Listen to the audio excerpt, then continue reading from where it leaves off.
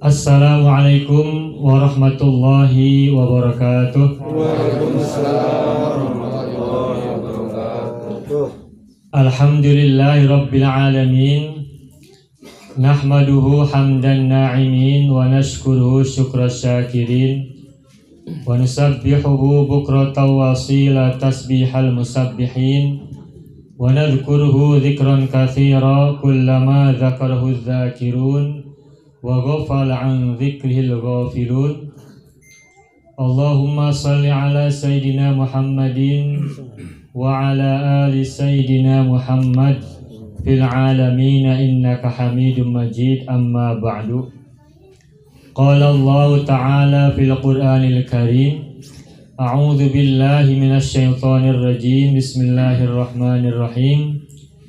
Tabarakalladzi biyadihil mulku wa huwa ala kulli syai'in qadir.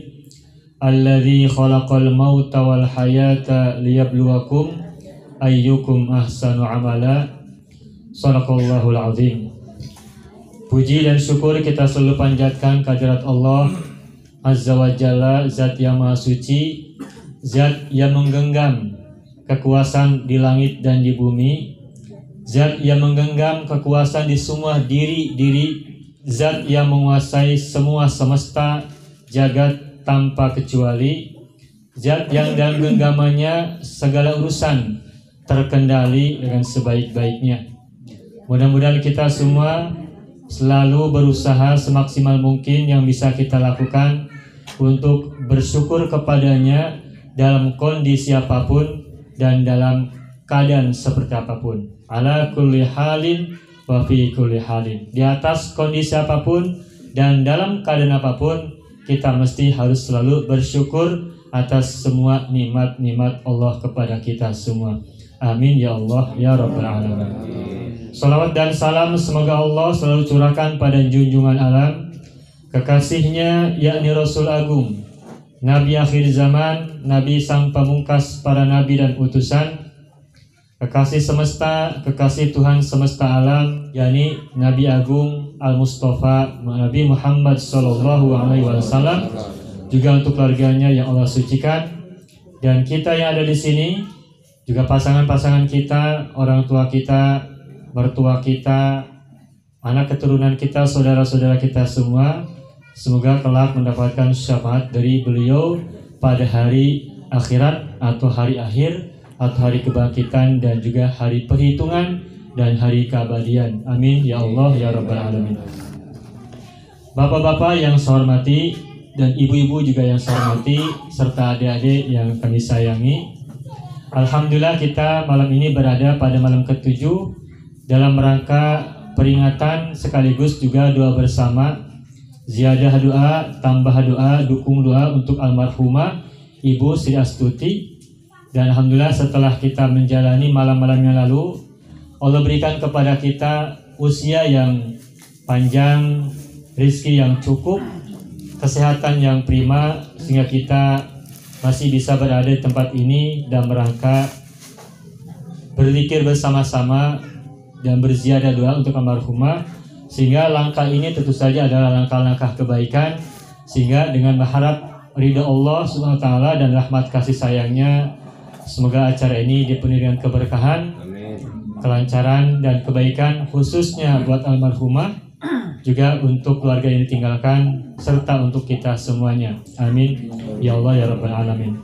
Sebagai penutup malam ke-7 ini, acara kita berdoa bersama di sini, sebagai kata pengantar sebelum kita melaksanakan zikir bersama-sama, barangkali kita sedikit review tentang apa yang pernah kita sama-sama bayangkan dan apa yang pernah kita sama-sama pikirkan berkaitan dengan kehidupan dan kematian. Dan Allah sudah tegas mengatakan bahwa kematian dan kehidupan itu digilirkan oleh Allah, diperlihatkan oleh Allah dan ditampakkan oleh Allah dalam kehidupan ini. Tujuannya adalah liyabluwakum ayyukum ahsanu amala. Alladzi khalaqal mauta wal hayata liyabluwakum ayyukum ahsanu amala. Dialah Allah yang telah menciptakan kematian dan kehidupan untuk menguji di antara kalian siapa yang terbaik amalannya. Nah, berarti tujuan penciptaan, tujuan kehidupan, tujuan kematian digelar oleh Allah Subhanahu wa taala tidak lain dan tidak bukan hanya untuk menguji siapa di antara kita umat manusia ini yang telah Allah beri kemampuan otak, akal, hati dan sebagainya, itu siapakah yang terbaik di antara kita dan umat manusia secara keseluruhan ini. Maka karena kita hidup ini adalah anugerah dari Allah, maka sebagai anugerah tentu saja anugerah tidak diberikan kepada kita secara begitu saja. Tidak mungkin Allah ciptakan semua semesta ini tanpa maksud dan tujuan. Karena Allah adalah zat yang pasti berbuat sesuatu dengan hikmah dan tujuan, maka begitulah pula kita dilahirkan, kita dihidupkan, kita dikembangkan, dan pada akhirnya kita dimatikan juga ada dengan tujuan. Dan tujuannya seperti yang tadi disampaikan dalam ayat Al-Quran, bahwa tujuannya kehidupan dan kematian digelar dalam kehidupan ini adalah untuk menguji di antara kita siapa yang terbaik. Karena kehidupan ini juga kematian adalah ujian dari Allah Subhanahu wa taala, maka dunia digambarkan sebagai tempat kita bercocok tanam. Tempat kita untuk menanam sebanyak-banyak yang kita bisa lakukan. Mungkin di antara kita ada yang sawahnya luas, sangat luas. Karena sawahnya sangat luas berarti medan kerjanya, medan kehidupannya, ekspresinya, dan juga jangkauannya sangat luas. Meskipun tangan sama-sama dua, kaki sama-sama dua, otak sama-sama satu, dan mulut sama-sama satu dan sebagainya, tetapi sawah orang bisa berbeda-beda. Ada luas sawahnya hektar-hektar, puluhan sampai ribuan hektar, bahkan sampai jutaan hektar. Pemegang HPH ya, hak pengelolaan hutan, perusahaan-perusahaan tertentu atau individu-individu tertentu. Tetapi orang yang berbeda dengan tangan yang sama dua, kaki yang sama dua, mungkin hanya memiliki satu petak, dua petak sawah. Atau jangan-jangan malah ada orang yang tidak punya sama sekali sawah untuk ditanam. Nah, ini gambaran kita semua. Meskipun kita sama-sama lahir dengan fasilitas tubuh kita yang sama dengan orang-orang lain, tetapi sebagaimana petani, sebagaimana orang punya sawah berbeda-beda, ada yang punya luas, ada yang sempit, bahkan ada yang tidak punya. Maka begitulah kita juga hidup. Kita hidup di dunia sebenarnya punya sawah masing-masing. Cuma sawahnya ada yang sawahnya luas, ada yang sawahnya sedikit, atau kadang-kadang tidak punya sawah, atau kadang pun punya, tapi itu pun nyewa ke orang lain yang harus berbagi dengan orang yang sawahnya kita garap. Maka kehidupan ini kita sama-sama sudah nikmati. Maka kita lihat apakah kita ini adalah orang-orang yang Allah beri kesempatan dengan mengelola sawah yang sangat luas, ataukah sawah yang apa adanya, seadanya. Nah, tidak masalah kita punya sawah luas, tidak masalah kita punya sawah sempit. Yang jelas bagaimana sawah yang kita gunakan itu memberikan manfaat yang sebesar-besarnya. Pertama, buat diri sendiri. Kedua, buat orang-orang dekat di rumah. Dan ketiga, buat sekitarnya sejauh-jauhnya dan seluas-luasnya. Buat apa sawah luas kalau manfaatnya sedikit? Buat apa kita punya peran, jabatan banyak, gelar banyak, dan segala fasilitas banyak di mana-mana, kalau pemanfaatannya sedikit, tidak maksimal, malah nanti akan ada pertanyaan di akhirat nanti. Sawah sudah luas tapi tidak digarap, sawah luas tapi tidak diurus, itu nanti akan jadi pertanggungjawaban oleh kita semua nanti di akhirat.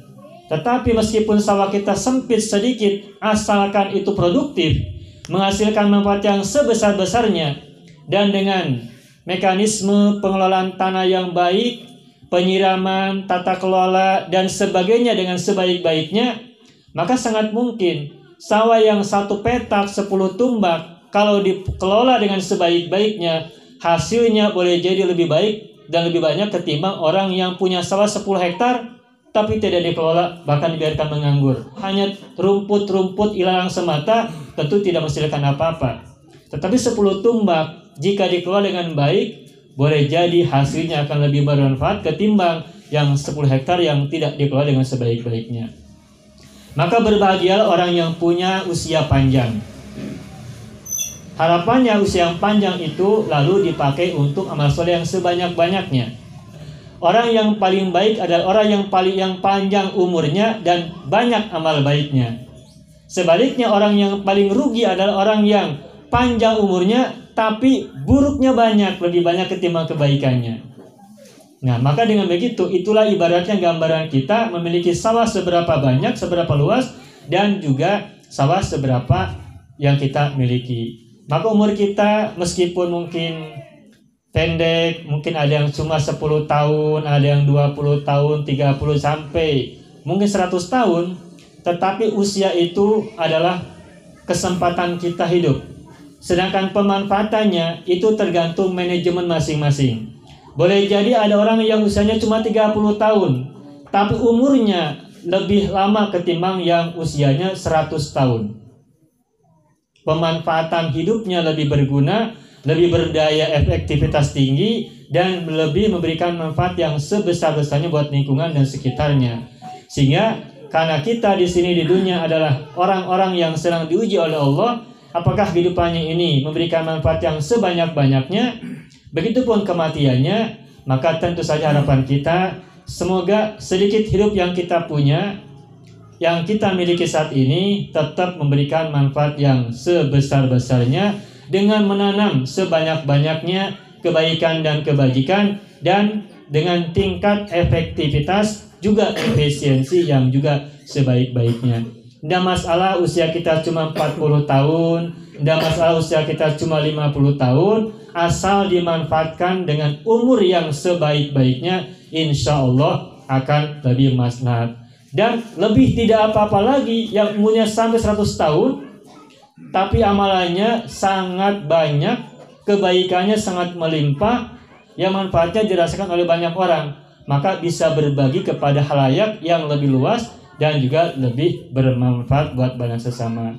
Maka apapun yang Allah berikan kepada kita, usia yang pendek atau rezeki yang seadanya seperti misalkan yang kita saat ini miliki, asal kita syukuri, insya Allah itu akan menjadi kebaikan buat kita semuanya.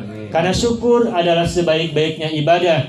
Bahkan syukur itu derajatnya lebih tinggi daripada sabar. Orang yang mendapatkan musibah sabar itu pahalanya tinggi.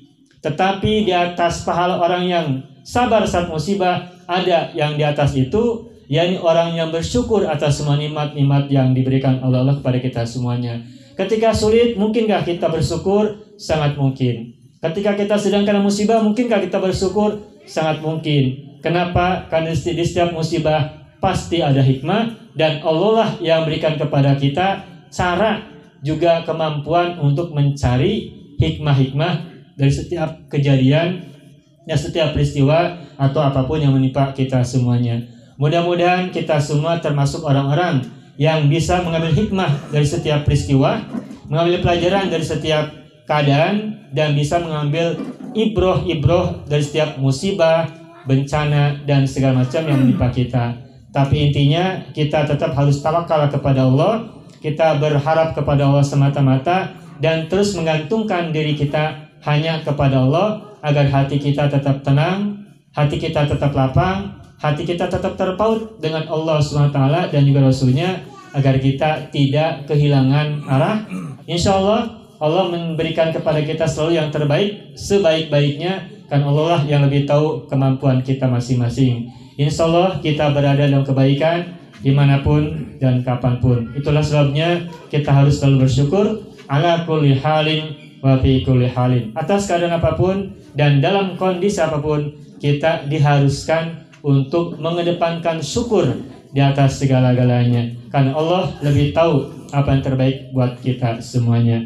Mudah-mudahan apa yang saya sampaikan ini bermanfaat khususnya buat diri saya pribadi dan umumnya buat kita semuanya. Semoga Allah selalu anugerahkan kepada kita semua kebaikan, keberkahan, keselamatan, kebahagiaan, dan kemakmuran serta kesejahteraan baik di dunia ini maupun di alam perbatasan barzakh kelak, juga alam kabadian pada waktunya. Amin ya Allah ya Rabbal Alamin.